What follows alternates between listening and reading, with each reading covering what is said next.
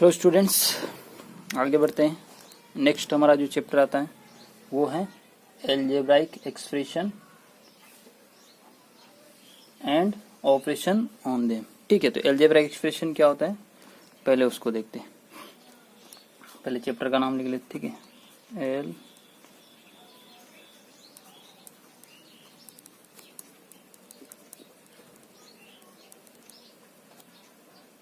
एलजेब्राइक expressions and operations on them. ठीक है, उन पर क्या क्या ऑपरेशन है वो हम पढ़ेंगे। तो सबसे पहले एलजेब्राइक एक्सप्रेशन की बात करते हैं। एलजेब्राइक एक्सप्रेशन क्या होंगे, जैसे हम लोग बात करते हैं जैसे 2 कॉपीज या 2 पेन। ठीक है, 2 पेन है, या बोलते हैं 2 बुक्स, या बोलते हैं 10 मोबाइल। तो ये है एक में हम लोग लिख रहे हैं, ये भी एलजेब्राइक एक्सप्रेशन। बट उसमें क्या होता है, हम लोग इस पेन, बुक और मोबाइल्स को पूरा नाम नहीं लिख के कोई एक सिंबल का नाम दे। जैसे आप स्कूल में जो प्रेजेंट बोलते हैं उसमें आपका पूरा नाम नहीं, आपको एक रोल नंबर बता दिया जाता है। जैसे किसी का नाम रोहन है तो हर जब रोजाना उसका प्रेजेंट निकलेगा तो उसको रोहन नहीं, उसका रोल नंबर जो होगा 10, 30 जो भी, वो हर बार वो 10 बोलेगा। वैसे यहाँ पे पेन को हम लोग ऊपर कर देंगे कि ये पेन को डिनोट करता है। जैसे पेन की जगह हम बोलेंगे कि एक्स बोलेंगे पेन को, तो अब क्या लिख देंगे इसको 2x।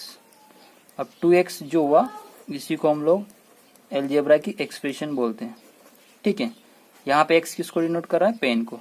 ऐसे बुक्स के लिए मान लो बुक्स को y से डिनोट करेंगे तो अब क्या लिख देंगे 2y। ठीक है, तो ये हमारा एक एलजेब्राइक एक्सप्रेशन हो गया। वैसे ही मोबाइल्स को हम लोग z से डिनोट कर देंगे तो क्या हो जाएगा 10z। ये 10z एलजेब्राइक एक्सप्रेशन हो गया। ठीक है, तो एलजेब्राइक एक्सप्रेशन क्या हो गया, समझ में आ गया होगा। ठीक है, हम लोग पूरा नाम ना लेके एक उसकी जगह सिंबल यूज कर लेते हैं। ठीक है, तो ये हमारा एलजेब्राइक एक्सप्रेशन हो गया। ठीक है, तो जरूर नहीं एक का है, ये तो एक दिया है। अब कभी कभी इन दोनों का कॉम्बिनेशन भी आ सकता है, ऐसे 2x प्लस 2y। इसको क्या होगा, जैसे 2 पेन और 2 बुक्स है तो 2 पेन प्लस 2 बुक्स। तो इतना बड़ा ना लिखने के बजाय हम क्या लिख देंगे 2x प्लस 2y। ठीक है, ये भी एक एलजेब्राइक एक्सप्रेशन हो गया।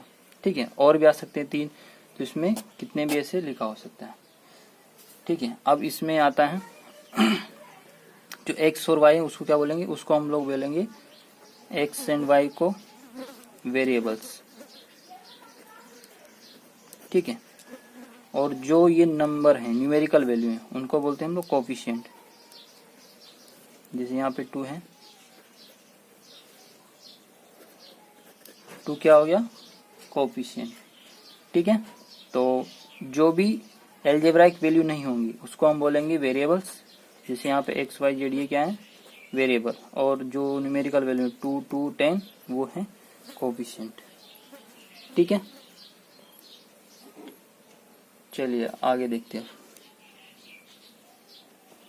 अब आगे आता है तीन टर्मिनोलॉजी आती है। एक को बोलते हैं हम लोग टर्म, दूसरा कोफिशिएंट और वेरिएबल्स। तो हम लोग देख लिए।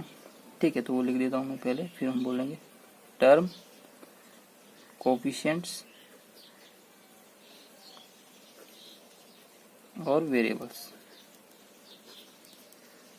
ठीक है, तो जैसे मैं कोई भी एक लिखता हूँ एलजेब्राइक एक्सप्रेशन, तो वो जैसे मैंने लिख दिया 2xy।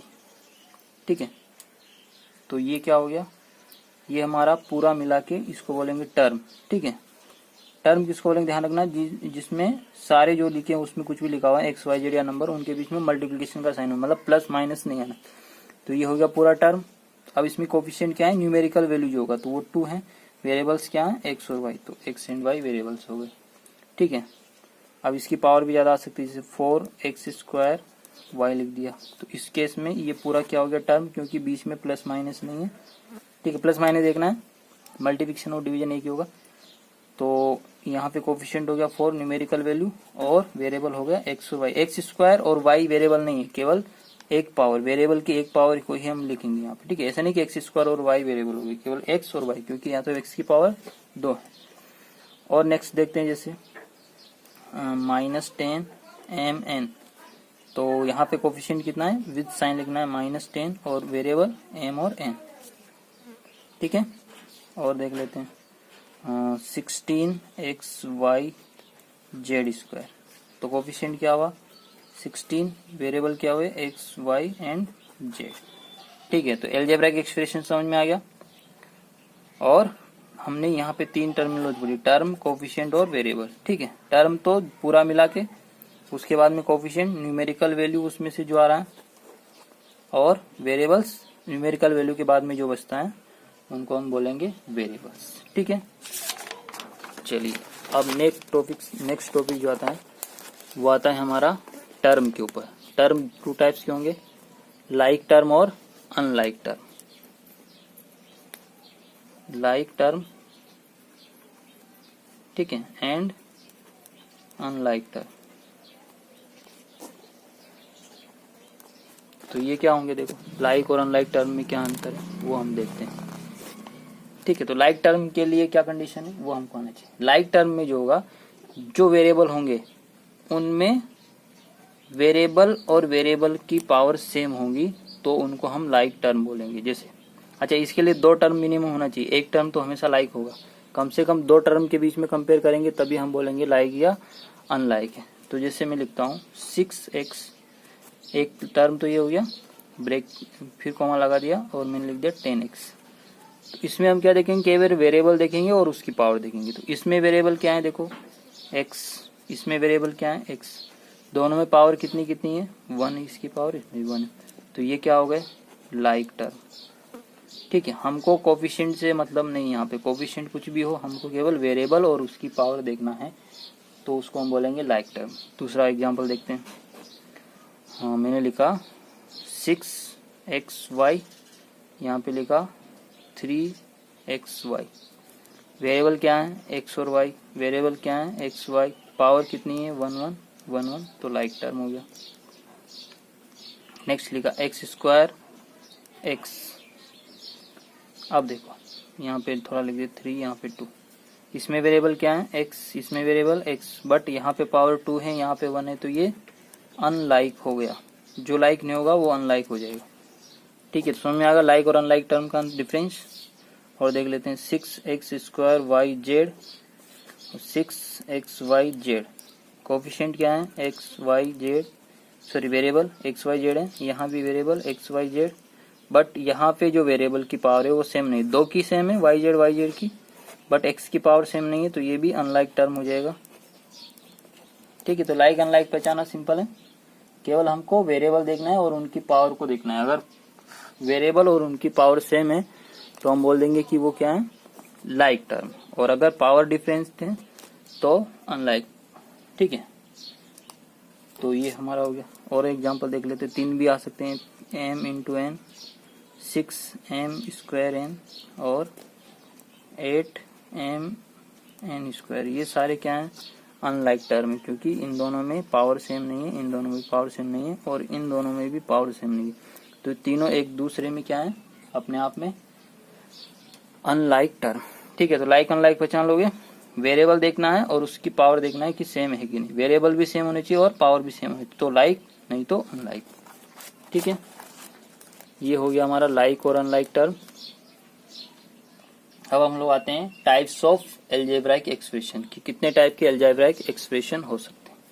ठीक है, तो टाइप उसके हम लोग टर्म के बेसिस पे बोलेंगे, जितने जितने टर्म होंगे उसी के बेसिस पे उसका नाम होगा। तो फर्स्ट जो आता है उसको हम बोलते हैं मोनोमियल्स। मोनोमियल्स क्या होगा, इसमें नंबर ऑफ टर्म्स कितने होंगे 1। जिस एक्सप्रेशन में नंबर ऑफ टर्म्स 1 होगा उसको हम बोलेंगे मोनोमियल्स। तो एक कैसे, जैसे 2x, इसमें नंबर ऑफ टर्म्स 1 ही है। दूसरा क्या हो गया, जैसे 4y हो गया, -2z हो गया या -1 ही हो गया, ये भी एक तरह का एक एक्सप्रेशन हो गया। ठीक है, तो ये सब जितने भी हैं उसमें उसको बोलेंगे मोनोमियल्स। ठीक है, और कुछ भी नहीं। अब नेक्स्ट देखते हैं बाइनोमियल्स। ठीक है, बाइनोमियल्स। ठीक है, तो बाइनोमियल्स मतलब नंबर ऑफ टर्म्स कितने होंगे 2, जिसमें नंबर ऑफ टर्म्स 2 होंगे उसको बोलेंगे बाइनोमियल्स। तो जैसे दो टर्म्स किसे आएंगे x प्लस वाई आ गया, एक टर्म ये हो गया एक टर्म, क्योंकि दोनों के बीच में प्लस या माइनस आ गया है, प्लस आ गया तो यहाँ पे नंबर ऑफ टर्म्स 2, तो ये बाइनोमियल हो गया। 3x स्क्वायर माइनस वाई ये बाइनोमियल्स हो गया, एक टर्म ये पूरा मिला के दूसरा टर्म ही, क्योंकि बीच में माइनस है। अच्छा ये जो है ये मेरा मोनोमियल से ध्यान रखना, इसमें वेरिएबल 2 हैं बट ये मोनोमियल्स हैं क्योंकि ये एक ही टर्म है। इसमें टर्म से नहीं, हमको नंबर ऑफ टर्म्स से डिफाइन करेंगे कि वो बाइनोमियल्स है कि मोनोमियल्स, ठीक है। वेरिएबल के हिसाब से नहीं देखेंगे, वेरिएबल तो एक ही हो सकता है। अच्छा ये बात करें इसकी तो 4x प्लस 2x ये मोनोमियल्स या बाइनोमियल्स, तो ये मोनोमियल्स है क्योंकि इसको हम सोल्व करके सिंगल टर्म में बदल सकते हैं, इसको हम 6x लिख सकते हैं, तो ये मोनोमियल्स है।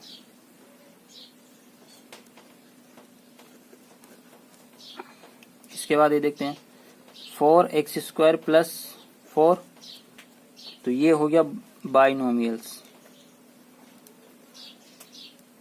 क्योंकि इसको हम सिंगल टर्म में कन्वर्ट नहीं कर सकते हैं, इसलिए तो बाइनोमियल्स है, बट ये मोनोमियल्स है क्योंकि इसको सिंगल टर्म में कन्वर्ट कर सकते हैं, ठीक है। तो बाइनोमियल्स समझ में आ गया, जिसमें नंबर ऑफ टर्म्स 2 होंगे उसको हम बोलेंगे बाइनोमियल्स।